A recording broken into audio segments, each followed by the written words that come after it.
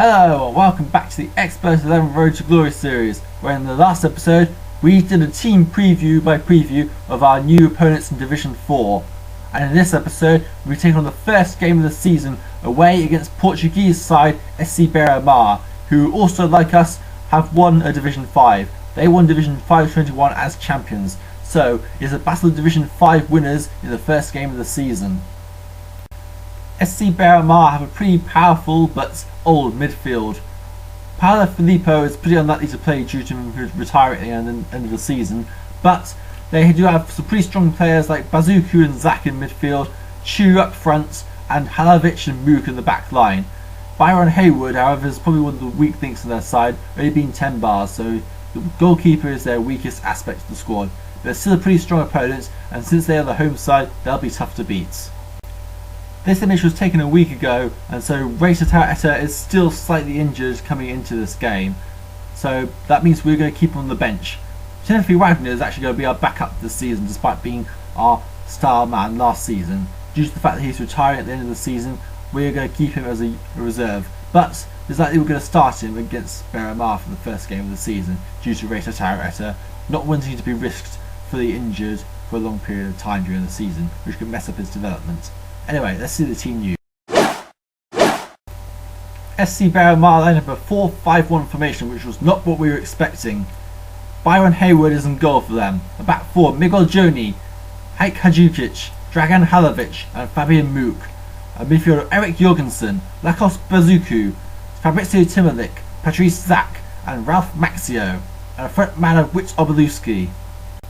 Knights meanwhile line up with Ant Connolly in goal, a back four: Pim Kruis, our new captain, Ibrahim Qamara, Ledley King and Aquila Santa Maria. Midfielder: Timothy Wagner, Pierre Of Hesslink, Alvito Roma, Jun He and Raymond Hargreaves. And front row MF Celso Mota. Let's go live to the Municipal Aviero for the match. The captains for this match are Fabian Mook for FC Beira Mar and Pim Kruis, captaining for the first time at Sardinia, taking over from last season's captain Ledley King. The referee for this match is Seymour Red, skill 3 harshness 8. SC Beira Mar are in the yellow strip, playing from left to right, and it looks like their VIP ran out before this game began. Knights are in the red and yellow strip, playing from right to left. In the other match in the division, Jeremy Alito against Cornetta, Atletico Madrid against Gilles Seconds 2, and FC Boring against last season's runners-up in our division, P4HFC. And we're underway for the new season. And it's Beira Mar who've edged the possession slightly, but we've got the ball now, and Beira Mar have a card, and it's Patrice Zak who's been yellow carded for arguing with the referee. So, into the books for Beira Mar, but they have a very promising start as Atletico Madrid taking the lead against Gilles Seconds 2. But so Gilles Seconds 2 are one of the weakest sides of the division, so not too much of a surprise there. Obeluski has been yellow carded, so that's 2 yellow cards already for Beira Mar, but we're going to get a card here too. Celso Mota has been yellow carded for attack from behind. 25 minutes played and it's 0-0 at the moment, but Beira Mar have the first shot to the game. Patrice Zak! Saved by Ant Connolly. Great save there from Connolly there to deny Patrice Zak. 30 minutes played and that's the first chance of the game here with Alvito Roma! Smashes into the crossbar. Wow, both sides have had a chance each in this very even game so far. Knights have another card here though. Ibrahim Qamara has been yellow carded for stamping. Ibrahim Qamara, who is now 22 years of age, and Beira Mar have a free kick in a dangerous position here. It's Bazuku!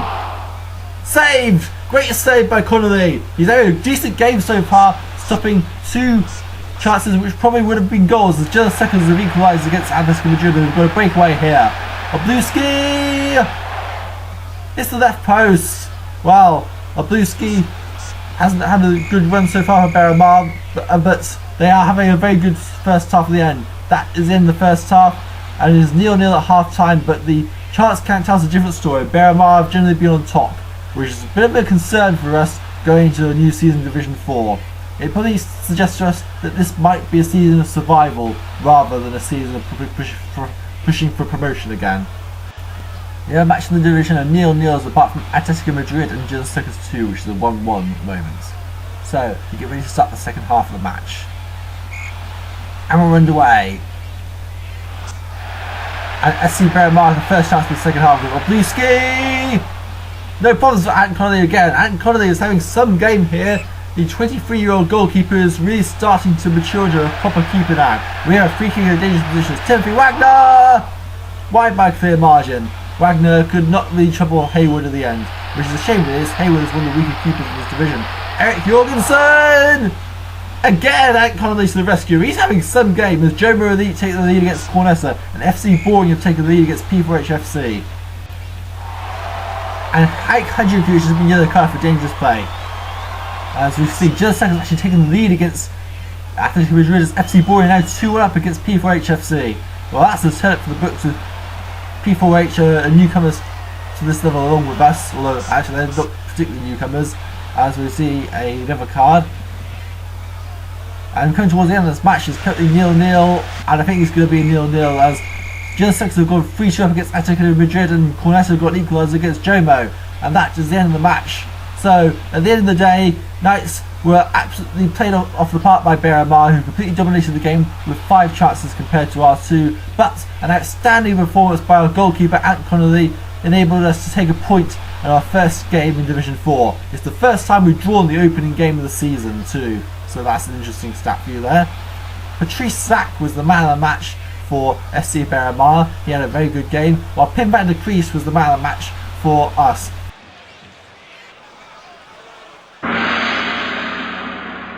Finally, he's starting to fulfill his potential that we always knew he had. Still, a concerning sign of a back-to-the-wall job against a team that they aren't really the strongest in the division by any means whatsoever, but we could only grab a point against them, and that might be a bit concerning if we want to try and stay up in this division. It does highlight, however, how much harder the Ultimate League is getting as we progress through the divisions. There are no easy pickings anymore. Every game will provide a challenge. We must be ready for that challenge. So the first team of the week in Division 4J this season is Kutsi Ugya of Jomo Elite in goal. A back four, Pim van der Kruis, Knights of Sardinia FC, Rodrigo Leonardo, P4H FC, Peyton Jackson, FC Boring, and Fausto Candelas, Gillen Suckers 2. A midfield of Hugh Waring, P4H FC, Gerard Mayborn, P4H FC, Colin Croston, Cornetta FC, and Carrie Stenberg, Gillen Suckers 2.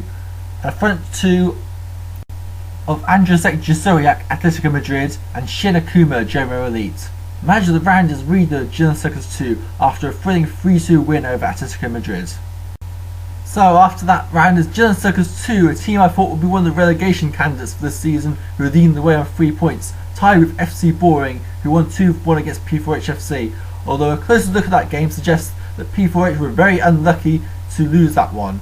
Cornetta and Jomo Elite have got 1 point apiece after their draw, as do us and Beira Mar, although Cornetta and Jomo are ahead due to goals scored in a 1-1 draw. Atletico Madrid and P4H FC both lost their opening games of the season, so they are 7th and 8th respectively. Well, in the next episode we'll be playing our old rivals again. We got up to Division 4 in the first place after the dramatic last day victory over P4H FC.